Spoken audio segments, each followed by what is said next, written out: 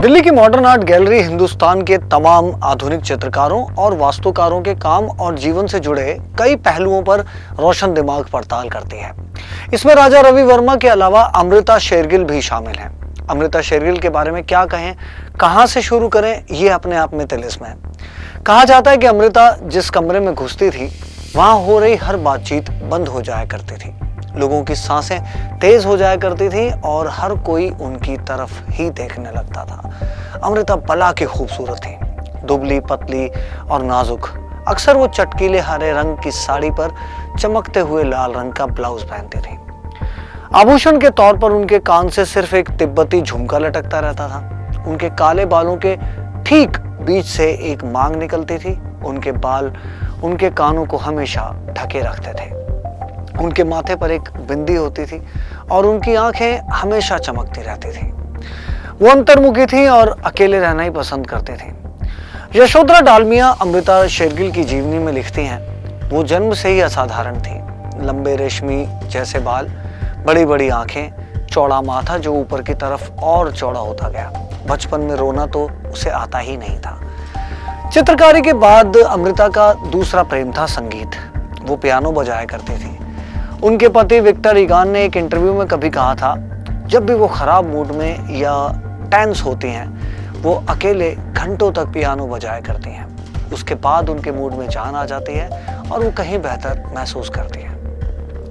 अमृता एक अमीर सिख उमराव सिंह और हंगेरियन माँ एंटोइनेट शेरगिल की बेटी थी। उनका जन्म 30 जनवरी 1913 को हंगरी की राजधानी बुडापेस्ट में हुआ। कला के प्रति उनके रुझान को देखते हुए उनके पिता उन्हें पेरिस ले गए ताकि वहां वो पेंटिंग की औपचारिक शिक्षा ले सके।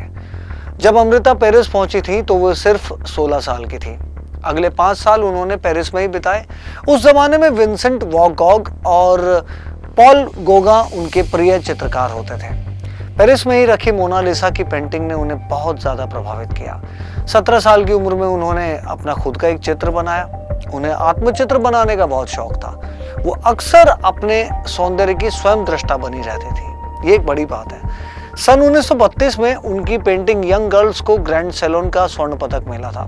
इस पेंटिंग के लिए उनकी बहन इंदिरा और उनकी दोस्त डेनिस प्रूतो ने मॉडलिंग की थी। काफी बोल्ड और खुले मिजाज की मालकिन रही अमृता के प्रेमियों की भी एक लंबी फहरिस्त थी। कार्ल खंडालवाला, इकबाल सिंह, ICS अधिकारी बदरुद्दीन तैयब जी, ऑल इंडिया रेडियो के उस जमाने के डायरेक्टर रशीद अहमद और स्टेट्समैन के संवाददाता मैल्कम मगरिज। दिलचस्प बात यह है कि जवाहरलाल नेहरू से भी अमृता शेरगिल की कई मुलाकातें हुई थी, लेकिन इस बात के कोई साक्ष्य नहीं मिलते कि दोनों के बीच प्रेम संबंध थे। नेहरू और अमृता के बीच काफी खतों की दावत हुआ करती थी। उन पत्रों के अध्ययन से उनके बीच संबंधों का अंदाजा लगाया जा सकता था, लेकिन अमृता की मां ने अमृता को मिले कई पत्र जला दिए थे, जिसमें नेहरू के पत्र भी शामिल थे। अमृता ने अपने करियर में करीब 143 पेंटिंग्स बनाई।